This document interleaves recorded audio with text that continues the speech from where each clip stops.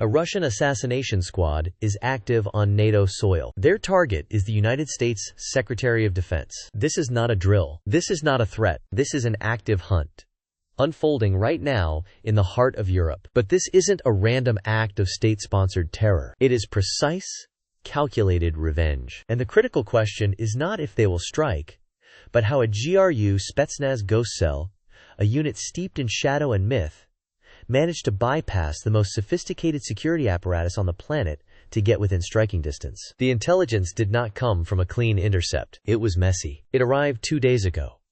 A fragmented burst of encrypted data forwarded by the German BND. The source was a high-level, and now likely deceased, asset inside Russia's Foreign Intelligence Service, the SVR. The message was a single, chilling phrase.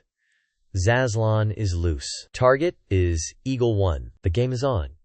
For intelligence analysts, the name Zaslan triggers a cold dread. It is the GRU's most secretive and elite unit of Spetsnaz. It officially doesn't exist. It is a ghost force, a deniable instrument of the Kremlin's will, deployed for missions the Russian state will never acknowledge. These are not soldiers. They are phantoms, trained in deep cover infiltration, sabotage, and what the GRU calls wet work. They are assassins. And Eagle 1 is the classified designation for the U.S. Secretary of Defense during his travels in the European theater. The intelligence places the cell, estimated to be 3 to 5 operators strong, in or around Brussels. This is the nerve center of NATO. The Secretary is scheduled to arrive in less than 72 hours for an emergency summit on Ukrainian munitions shortages. 72 hours. In the world of special operations, that is an eternity. The cell is not traveling. They are already in position. They are waiting. This is not a conventional military operation. It is psychological warfare executed with a scalpel. The Kremlin's objective is not just to eliminate a high-value target.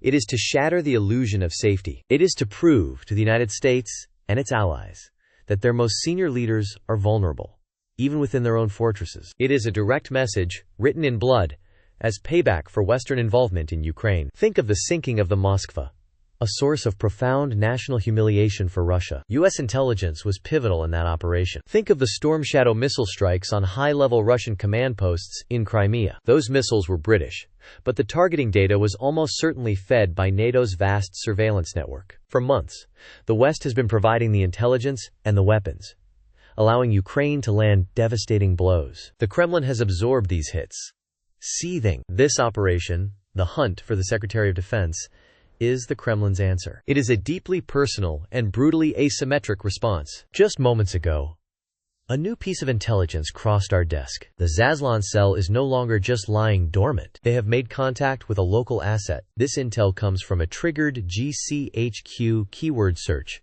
flagging a single message on an encrypted messaging board popular with Belgian organized crime syndicates. The message read, "The clockmaker has the parts for the timepiece." This is not criminal chatter. This is a prearranged signal. The assassins now have local support. But how do you hunt ghosts, especially when they now have local guides? The manhunt is now a frantic, shadow war being waged across northern Europe. This is not being fought by local police. This is the domain of the elite. The U.S. has deployed a squadron from the Joint Special Operations Command, likely Delta Force, operating out of a clandestine base in Germany. They are working with the CIA's Special Activities Center, Britain's MI6, and France's DGSE. It is a coalition of the world's most capable hunters, and their prey is the best the other side has to offer. The primary challenge is the Zaslan unit's tradecraft. They operate with near-perfect electronic silence. No cell phones, no GPS, no digital footprint. They use old-world espionage techniques, dead drops, brush passes, messages left in chalk on city monuments. Their documents are not forgeries. They are genuine passports and identification cards, sourced from the SVR's deep reservoir of intelligence assets, created years ago for just such a contingency. They could be the businessmen in the hotel lobby, the students at the cafe, the paramedics in the ambulance. They are hiding in plain sight. 48 hours ago, that coalition of hunters thought they had them.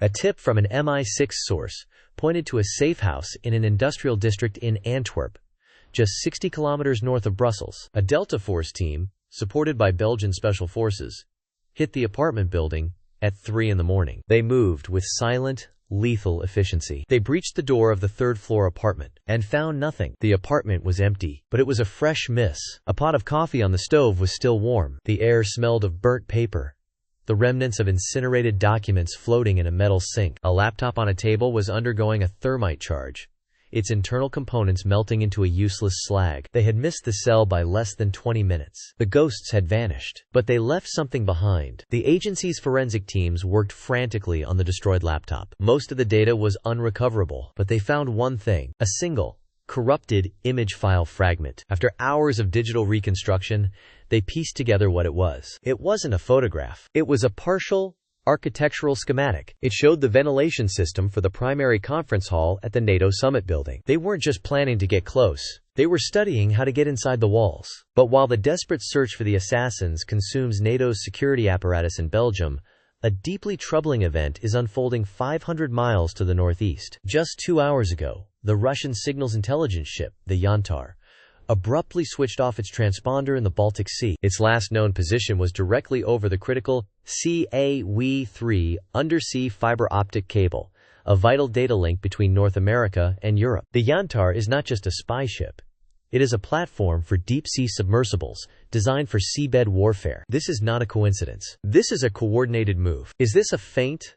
A massive electronic warfare distraction to pull NATO's focus away from Brussels? Or is this something far more sinister, a sign that the assassination of the Secretary of Defense is only the opening move in a much larger hybrid attack on the West? The Zaslan cell is believed to be led by a ghost in the GRU's machine, a colonel known only by his call sign, Strelok, the shooter. He is a living legend within the Spetsnaz, a veteran of the most brutal campaigns of the last 2 decades. The Second Chechen War, the invasion of Georgia in 2008, the clandestine operations in Syria. He is not a blunt instrument. He is a master of patient, methodical, and ruthlessly effective special warfare. A leaked CIA psychological profile compiled from defector reports describes him as having a pathological attention to detail and an unshakable belief in his mission's righteousness. He does not see this as an assassination. In his mind, this is a battlefield execution. He is a soldier of the Russian Federation, and the U.S. Secretary of Defense, by orchestrating the flow of weapons that kill Russian soldiers, is a legitimate military target. This ideological clarity makes him incredibly dangerous. He is patient, he is disciplined, and he is now somewhere in Brussels, moving towards his objective. His past operations are a textbook of deniable state violence. Intelligence agencies link him to the untraceable assassination of a Chechen commander in Berlin in 2019 and the near-fatal poisoning of a Bulgarian arms dealer in 2015. He has never been photographed. He has never left a trace. Until now. The clock is now under 48 hours. The security cordon around Brussels is tightening. A public terror threat has been announced to justify the thousands of police and soldiers on the streets. But this creates a new problem. A lockdown creates patterns. It creates vehicle checkpoints, security perimeters, and predictable patrol routes. For a mind like Strelok's, these security measures are not obstacles. They are variables in an equation. He is not trying to punch through the wall. He is looking for the one loose brick. Then, a breakthrough. Just 30 minutes ago, a facial recognition system, scanning thousands of hours of traffic camera footage near the raided Antwerp safehouse, got a hit. It wasn't Strelok. It was a woman walking on the opposite side of the street, 10 minutes before the raid. The system matched her face with 98.6% certainty to a known SVR operative, a deep cover logistics and infiltration specialist. She is the cell's quartermaster. She is the one who gets them the weapons, the vehicles, the credentials. And the system didn't just flag her in Antwerp. It got a second hit. From just 4 hours ago, she was seen entering the main public entrance of the Queen Astrid Military Hospital in central Brussels. The information is electric. A Delta Force command element, already pre-positioned in the city, is now spinning up for a direct action mission. But the questions are immediate and terrifying. Why a hospital? Is a member of the cell injured? Is it a clandestine meeting point? Or is it a trap designed to lure U.S. forces into a public firefight and create a massive international incident? The SVR agent is not the primary target, but she is the first tangible link to Strelok they have. They have to go in. Right now, a team of operators is loading into civilian vans, their faces grim. They are moving towards the hospital. Their orders are to capture her, alive if possible. But they know the Zaslan cell will not allow one of their own to be taken. As the vans pull away into the Brussels traffic, The tactical commander reviews the satellite imagery of the hospital on a tablet. It's a sprawling complex. Hundreds of rooms, thousands of staff and patients, a maze of white hallways and sterile rooms. He looks at the main entrance where the SVR agent was last seen, his finger tracing a path into the building. The lead van is now 5 blocks away. The operators run a final weapons check. The metallic click of a magazine seating is the only sound in the back of the vehicle. 4 blocks. The intel is solid, but the situation feels wrong. It feels too easy. 3 blocks away. The team leader looks at his men. No words are exchanged. None are needed. They know what this is. A direct confrontation is coming. 2 blocks. The radio in his ear crackles with a final confirmation from command. You are green to engage. I repeat, you are green to engage. The van turns the final corner, the facade of the Queen Astrid Military Hospital now visible through the windshield. It looks quiet, normal, but they all know that inside that building, the ghosts are waiting, and the hunt is about to turn into a bloody, close-quarters battle. The operator in the passenger seat looks at the building, his hand resting on the handle of the sliding door, ready to move on command. He holds his breath, waiting for the one word that will unleash hell. The van slows to a stop across the street. A long moment of silence hangs in the air, thick with anticipation. Then, through the driver's window, they see it. A single flash of light from a 4th-story window. Not a gunshot, a reflection, like sunlight glinting off a piece of glass, off a lens. The lens of a sniper scope. The team leader sees it too. It's not a trap where they are the hunters. It's an ambush. They are the prey. His eyes go wide as he grabs his radio, screaming the one word he hoped he wouldn't have to say: compromised! We are His voice is cut off by the sudden, deafening crack of a high-caliber rifle shot, followed by the spiderweb explosion of glass as the bullet rips through the van's windshield, and the world dissolves into chaos and shattering noise. The Zaslav cell knew they were coming. The ambush has just been sprung, and the shadow war in Brussels has just broken out into the open street, but the feed cuts out, the screen turning to static, leaving only the sound of a high-pitched electronic squeal and the faint, garbled shouting of men caught in a perfectly executed kill box. Back at the JSOC command post in Germany, the satellite feed of the engagement area shows the 2 civilian vans stopped, one with its windshield blown out. But it also shows something else. 2 figures, dressed as paramedics, are seen calmly exiting a side door of the hospital, loading a large, long equipment case into the back of a waiting ambulance, and driving away from the chaos, unimpeded. Strelok has just created his diversion and used it to move his primary weapon into position, while the best of America's special forces are pinned down, bleeding on a Belgian street. The real objective was never the agent in the hospital. The objective is now moving, concealed in an emergency vehicle, directly towards the secure zone where the Secretary of Defense is scheduled to land in just over 24 hours. The hunters have become the hunted, and the ghost cell is now one step closer to its target. The tactical map updates. The ambulance is heading south, straight for the airport. The race against time has entered its final, most desperate phase. The question is no longer where the assassins are. The question is who can get to the Secretary of Defense first. At JSOC, the chaos congeals into cold fury. The feed is dead, but the tracker on the ambulance is a single, damning pulse of light moving inexorably towards its target. With the primary assault team decimated, command scrambles for assets, for anything that can intercept. But on the ground, one man is already moving. Reaper, the lead operator from the ambushed van, is alive. Thrown clear by the blast, bleeding from a dozen shrapnel wounds, he is fueled by a singular, burning purpose. He rises from the wreckage, ignoring the shouting medics, and seizes the first vehicle he can find.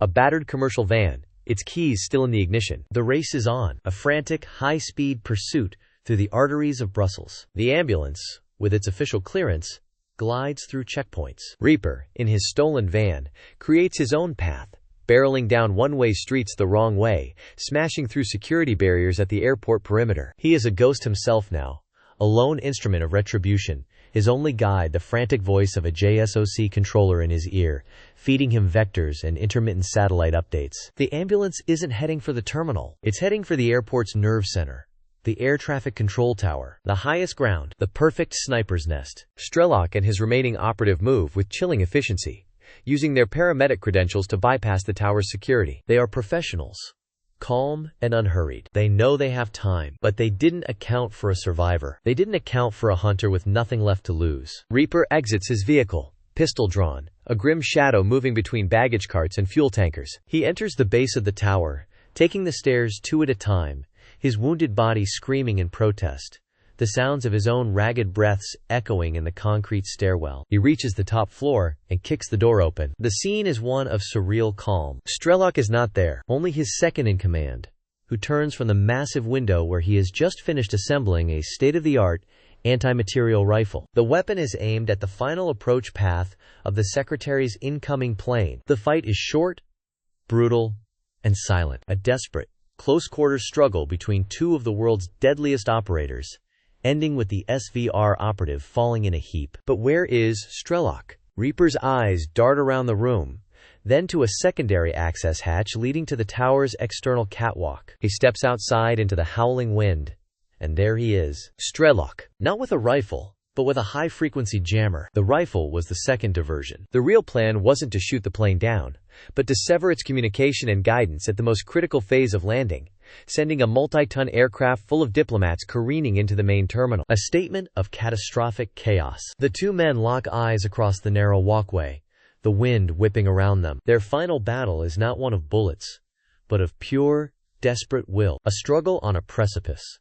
60 meters above the tarmac. The jammer skitters across the metal grating. Strelok is skilled, but Reaper is fighting for the ghosts of his fallen team. With a final, explosive effort, he drives Strelok back against the railing. The metal groans, then snaps. For a heartbeat, they are suspended between the sky and the ground, before Strelok falls, a silent figure swallowed by the space below. Reaper, barely holding on, deactivates the jammer just as the Secretary's plane touches down, its tires smoking on the runway, safe and sound. The Shadow War remains in the shadows. A ghost cell is eliminated, a catastrophe is averted, and a team of heroes is lost. The world will never know what happened here today.